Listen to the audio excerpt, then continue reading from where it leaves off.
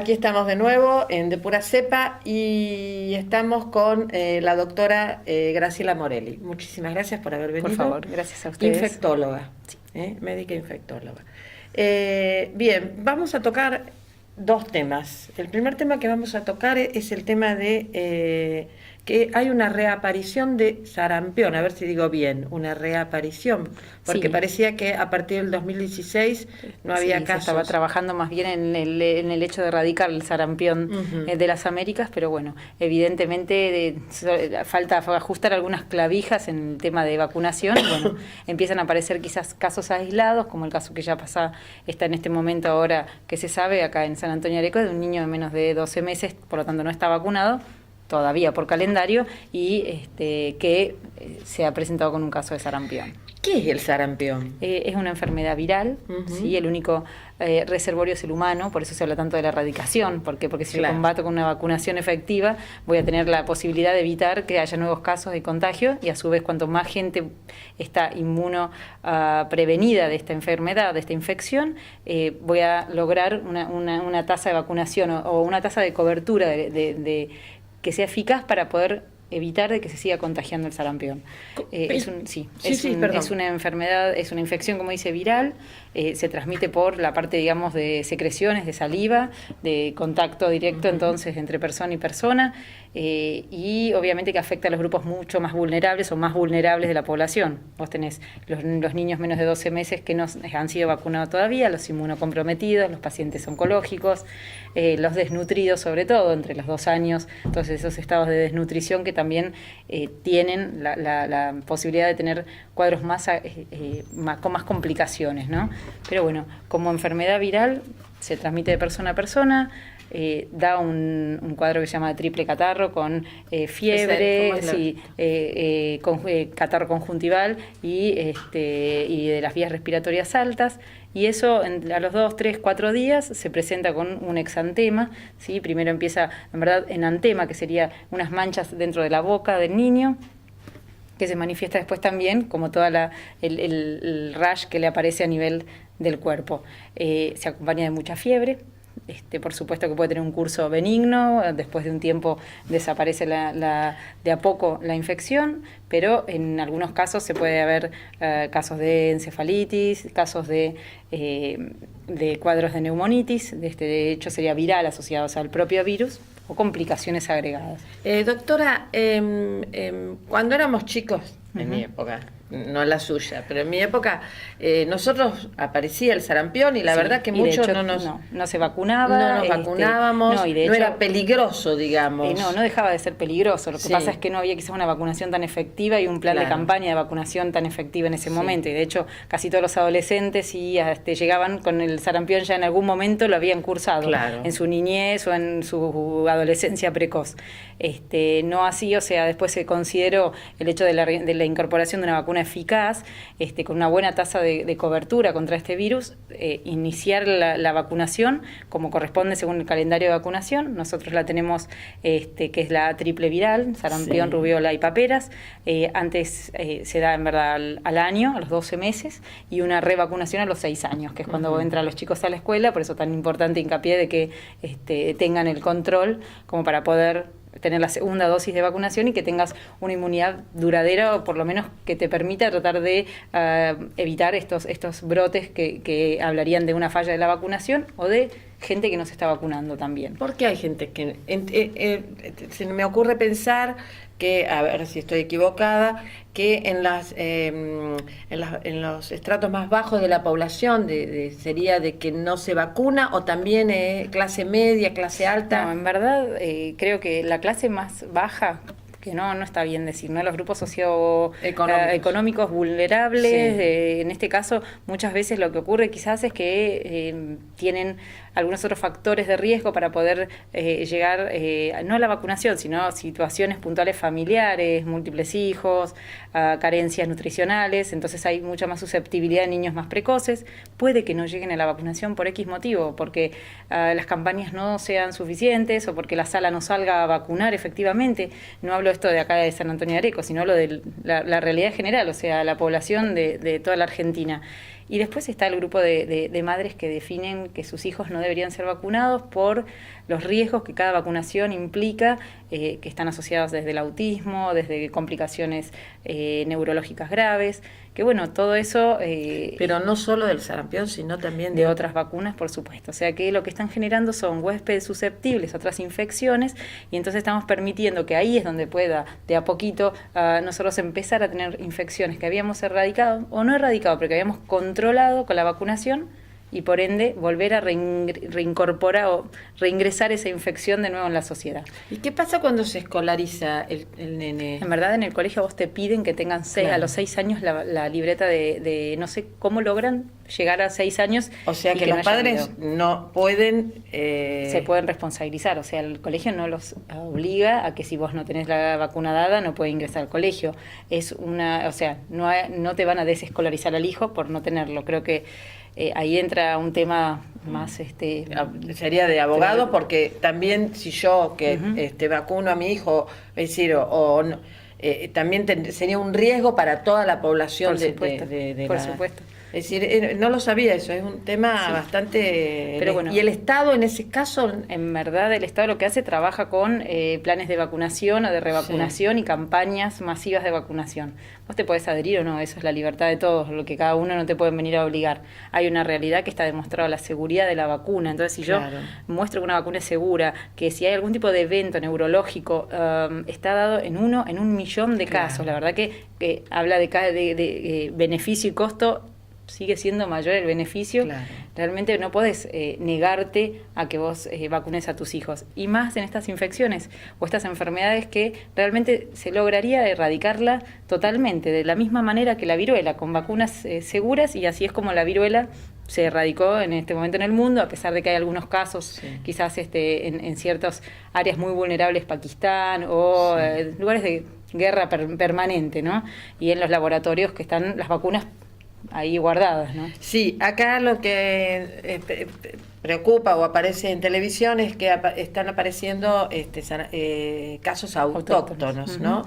Eso quiere decir que también que en la vacunación no se han vacunado, la verdad. Sí, fallas en la vacunación o la necesidad de volver a replantear una campaña nueva, que de nuevo Nación ya sacó la campaña de vacunación con los spots para que se empiecen a vacunar nuevamente los chicos, que se vean en los calendarios si tenés 2 dosis de vacunas, porque también es eso, o sea, puedo tener una dosis dada y quizás el niño no ha recibido la segunda dosis, bueno, rápidamente aplicársela, o aquellos adolescentes que no tengan 2 dosis, los viajeros, o sea, hay todo un tema de nuevo para poder empezar a trabajar.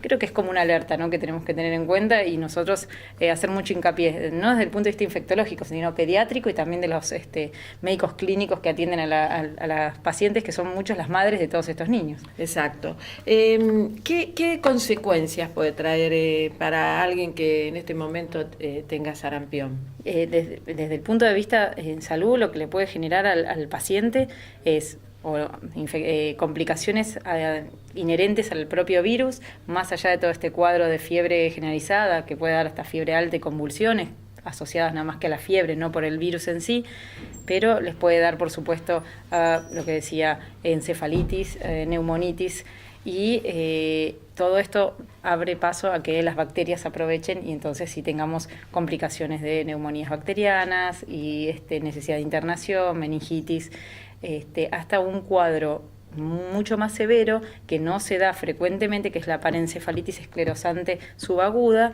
que es un cuadro neurológico que está asociado al virus del sarampión en épocas tempranas de la edad y que se presenta más adelante como un cuadro neurológico muy importante. Doctora, vamos a pasar a otro tema que fue, bueno, todo el mundo supo que hubo un caso de botulismo en San Antonio de Areco. ¿Qué es el botulismo? El botulismo es una enfermedad, también es una infección contraída por ingerir la toxina de una bacteria que se llama Clostridium botulinum. Hay otros Clostridiums también que se encuentran como reservorio en el suelo, en los alimentos, en los vegetales, todo lo que nosotros podemos consumir, desde conservas, embutidos, las verduras inclusive que uno va a utilizar para hacer después una conserva, en la piel.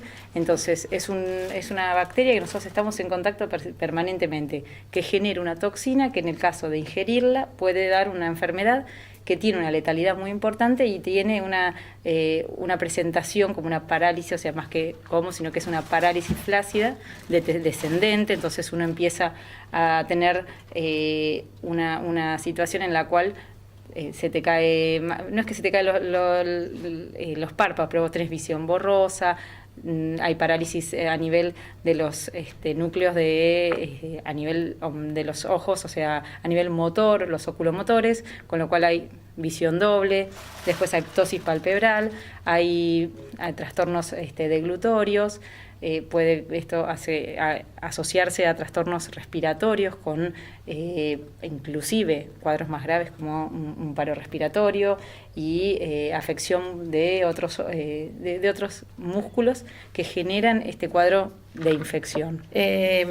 A ver si para que la gente entienda ¿cómo me puedo yo contagiar específicamente? Si yo compro una verdura, qué sé yo, una lechuga y un tomate. Más allá de eso, lo más importante de tener en cuenta es en las conservas, ¿no? En las conservas. Es donde se habla, pero en verdad dice que todas las frutas y todas las verduras que nosotros consumimos, que tienen tierra, tienen que estar lavadas exhaustivamente. ¿Cómo la tenemos que lavar? Agua y sacar la tierra visible. No habla de lavandina ni nada que uno a veces ha escuchado que lo hace detergente, no, pero sí lavar verdura y lavar la fruta. Perfecto. En el caso de las conservas o de los productos que uno vaya a preparar en conserva también, porque ahí está el tema, las conservas caseras.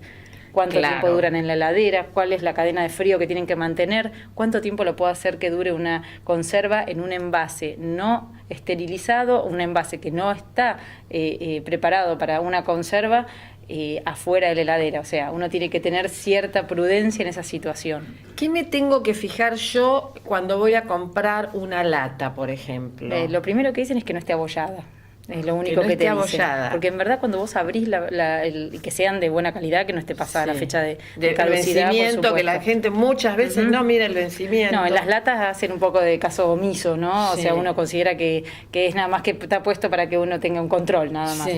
No así en los lácteos, no se sabe por qué, que los lácteos nadie los toma si están pasados. Pero en verdad, en el caso de que haya algún tipo de conserva que está contaminada con esta bacteria, o sea, con la toxina de esta bacteria, no tiene olor ni sabor. Por más de que cuando a vos te dicen si tiene olor rancio, si tiene sabor distinto, no me doy cuenta aspecto en el agua distinta, no comerlo, podés no darte cuenta y comerlo igual. O sea, es peligroso. Sobre todo que uno acá hace tantas conservas caseras, entonces también, o que compramos, ¿no? En la feria, esto no es para que no se compre, pero bueno, tener en cuenta que esas, uno pedirle, ¿no? A la gente que las hace que mantengan cierta prudencia. Y si uno las va a consumir, está bueno también generarle, ponerlo en calor a más de 100 grados, ¿sí? Con el envase cerrado, y en ese caso durante... ¿La mata la bacteria? Sí, mataría la bacteria. O sea, si yo compro una lata y yo esa lata, esa conserva... Es un frasco de vidrio con una conserva, unas berenjenas en conserva. Eso, y yo lo pongo a cocinar. En verdad, el frasco cerrado a baño María, más de 100 grados durante unos minutos, lográs con eso poder dejarlo un rato de un tiempo hirviendo, sobre todo para que el calor entre y se difunda en todo el envase, porque acá el problema no es nada más comerlo, también puede quedar en la lata o en el borde del frasco. Quizás cuando empecé a explicarle la infección, o sea, a ver, hay casos asintomáticos, no es una infección que acá tengamos muchos casos en la Argentina, hay 29, 30 casos por año más o menos diagnosticados y hecho la denuncia porque es de denuncia obligatoria. De hecho, es un diagnóstico que tiene mucho de clínico y después serológico, de tomar muestras de sangre, de lo que se consume. El médico se da cuenta de que no es fácil. No es fácil. No tenemos la experiencia quizás suficiente para ver un caso de botulismo porque no trabajamos en un lugar clínico crítico donde llegan Claro. los pacientes. No estamos en el Muñiz, no estamos Claro. en ciertas instituciones donde ellos reciben el grueso de los pacientes. Pero bueno, en el caso de acá del hospital, la médica clínica que recibió al paciente tuvo la sospecha y desde ahí es que se logró llevar a la cadena de la derivación precoz, sobre todo para poder recibir la antitoxina, ¿no? Que es lo que a vos te va a Ese es el ayudar. tratamiento. Claro, es el tratamiento que va a ayudar va a atacar a la toxina que está circulando. Entonces, cuanto más precoz es el tratamiento, mejor. ¿Sí? Mejor, ¿por qué? Porque hay menos síntomas que se fueron dando. Perdón, no sé si estoy pensando en otras cosas. ¿Los síntomas aparecen inmediatamente? No, tienen un tiempo de duración entre que uno ingiere la conserva o el producto o el embutido hasta que se manifiesta. Pueden ser 10, 12 horas hasta 36 horas, o sea que no es algo que vos comés y enseguida Claro. tenés una gastroenterocolitis. No, la mayoría de esas son de infecciones o está contaminada con algunas bacterias, Claro. en este caso la comida, pero bueno, la realidad es que cuando vos ingerís esta toxina, durante quizás 10, 12 horas podés no tener síntomas, después empiezan a presentarse ciertos síntomas que son bastante característicos, que es esto de la visión borrosa, la visión doble, esa sensación inclusive primero parece una gastroenteritis, pero después hay más bien constipación, resequedad de mucosas, resequedad a nivel de las glándulas salivales, entonces uno también puede sentir boca seca, ojos secos, entonces se van dando obviamente todos estos síntomas que pueden llegar a la parálisis flácida, que puede terminar en un paro respiratorio. O sea que puede ser mortal. Puede ser mortal. Bien. ¿Cómo es el tratamiento? Usted me dijo que era de la antitoxina. La antitoxina. Son los métodos, en verdad, primero, como para poder mantener un paciente en una unidad de cuidados críticos, Sí. eventualmente necesidad de si existe cierta dificultad o para tragar o para respirar, de ponerlo en un respirador prontamente, y luego de eso, lo que se llama la antitoxina, el suero antitoxina, que se consigue, acá hay un lugar que lo produce y que vos podés pedir directamente, así se te acerca el suero antitoxina, haciendo, y uno no necesita tener un diagnóstico quizás todavía de confirmación para empezar el tratamiento. De hecho, en este caso todavía no se tenía el diagnóstico de confirmación, se le hace la serología pertinente, se toman muestras o tubo digestivo si puede uno hacer, o en el caso de que haya un vómito o un lavado gástrico, en el caso de que vos tengas la conserva también se lleva, porque obviamente que esto necesitamos encontrar de dónde vino, dónde provino, para poder generar toda la alerta, porque Claro. en el caso de que haya un caso, uno puede estar frente a un brote, o sea que empiezan Claro. a aparecer múltiples casos que han estado ingiriendo el mismo alimento. El mismo alimento. Muy importante. Sí, y la ideal es, ya le digo, empezar el tratamiento lo más precoz posible para evitar que se sigan presentando ciertos síntomas que llevan a esta parálisis flácida, que genera que obviamente después empezás a recuperarte lentamente. La recuperación ad integrum tiene hasta un tiempo de 2 años, aunque puede ser 2 años de sí, recuperación. pero eso en el contexto de todos los síntomas que uno ha tenido o de toda la sintomatología que se va presentando, pero previo a eso uno sabe que quizás el paciente a los 2, 3 meses ya empieza a recuperarse y va nuevamente volviendo a tener esta posibilidad de movilizarse, de moverse, pero bueno, obviamente que depende cuánto haya ingerido Claro. y cuánto haya sido también el tiempo en el que Claro. se le pasó la ¿Qué antitoxina. secuelas quedan o no queda ningún tipo de secuelas? Secuelas pueden quedar, pero en verdad muchas veces asociadas a la situación que uno estuvo respirado, entonces respirado, traqueostomizado, Claro. entonces vas a tener todos los riesgos de las infecciones intrahospitalarias, neumonía asociada a ventilador, y después, bueno, de a poco y con kinesiología, con kinesioterapia, fonoaudiología, todo uno va recuperando de a poco todas las todo lo que fue perdiendo, digamos. ¿Qué pasa si un bebé es infectado con el botulismo? Mucho. ¿Es fácil de detectar? No, ahí le puedo decir que la verdad desconozco realmente, porque hay botulismo en el lactante, que serían las causas que más frecuentemente Claro. tenemos acá, que no son por ingerir, porque en este caso como uno dice Sí. lactante, sino que son propios de la flora intestinal, pero la verdad que no tengo conocimiento de cómo se da este caso y cuáles son los signos. creo que ahí entra mucho la pediatría y la neonatología. Claro. Y debe haber casos. Sí, en esos casos sí, por lo pronto, tanto en Estados Unidos como acá en Argentina, los principales casos no son por la ingesta de alimentos, en este caso contaminados, sino el botulismo del lactante y en Estados Unidos también. Me gustaría, para terminar un poco, que diga cómo podemos prevenir el botulismo, es decir, esta enfermedad. ¿Qué prevención tendríamos que tener nosotros? Primero son todas enfermedades asociadas a lo que es contaminación de alimentos, o sea, lo que es la manipulación de alimentos. Considerarlo no lavar con lavandina ni con detergente. No creo que vaya a ayudarle demasiado, pero sí la conciencia de lo que uno puede mantener fuera de la heladera, los tiempos prudenciales de cortar la cadena de frío, lo mismo que lo que es conservas, no dejarlas afuera, ¿no? Como uno tanto la ve, sino que mantenerlas en la heladera a cierta temperatura, en el envase como corresponde, donde tiene que estar, y no en un envase quizás de freezer, algo que está en la heladera que tiene mucho menos grados, o sea, menos de 6 grados en la heladera, 4 grados a 6 grados y 20 grados menos en el freezer, con lo cual es más bien saber cómo utilizar, cómo manipular los alimentos como primera medida.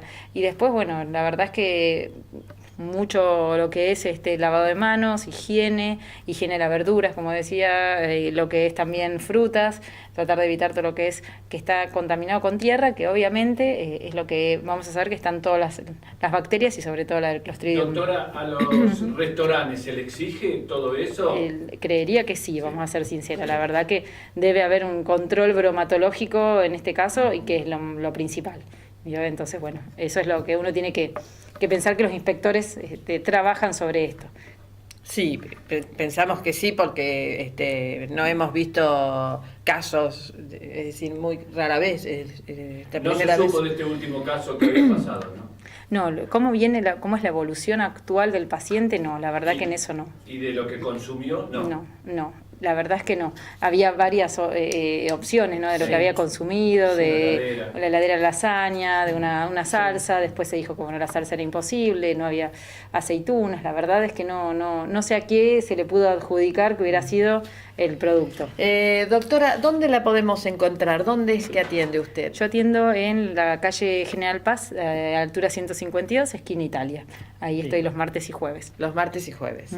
Bueno, muchísimas gracias por haber estado con nosotros y por habernos sacado todas estas dudas que aparecen y la gente a veces se asusta. Seguro. A veces no, casi siempre se asusta. Está bien, al contrario, gracias a ustedes por la invitación, por favor. Muchísimas gracias. Hacemos una pausa.